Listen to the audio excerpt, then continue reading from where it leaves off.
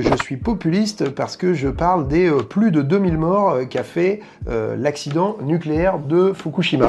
Eh bien, désolé mon cher William, mais ce n'est pas du populisme, c'est simplement les chiffres officiels du gouvernement japonais qu'on peut retrouver sur leur site, c'est pas moi qui les ai inventés, et ce sont bien les victimes des conséquences de l'accident nucléaire de la centrale de Fukushima. Ce ne sont pas les gens qui ont péri notamment par noyade à cause du tsunami.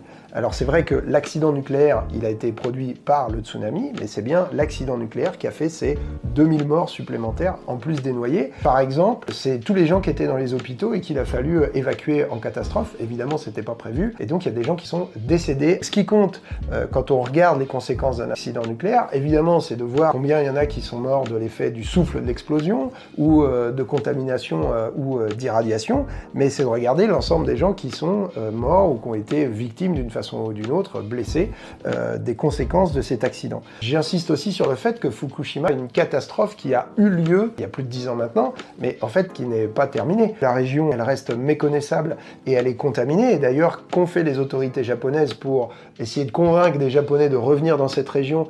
Tout simplement, ils ont augmenté le seuil à partir duquel un civil, quelqu'un qui ne travaille pas dans l'industrie nucléaire, a le droit d'être présent dans cette région. La norme, au Japon comme en France, normalement, c'est 1 millisievert par an, et ils l'ont remonté à 20 millisieverts par an, qui est la norme des travailleurs du nucléaire. C'est des dizaines de milliers de personnes qui ont été évacuées à l'époque et qui ne sont pas revenues. C'est des familles qui sont déchirées entre ceux qui ont décidé de revenir et ceux qui continuent d'avoir peur, et on peut comprendre qu'ils continuent d'avoir peur et donc qui ne veulent pas revenir. C'est des difficultés psychologiques pour des dizaines de milliers de personnes. C'est ça un accident nucléaire, donc moi j'invite à respecter quand même les victimes et les familles des victimes de cet accident au Japon, qu'on aura au respect évidemment. En France, moi je m'inquiète du fait qu'on n'est pas très sûr en fait de réussir mieux que les Japonais une évacuation si jamais il devait y avoir un accident nucléaire en France. C'est ça qui devrait nous inquiéter davantage.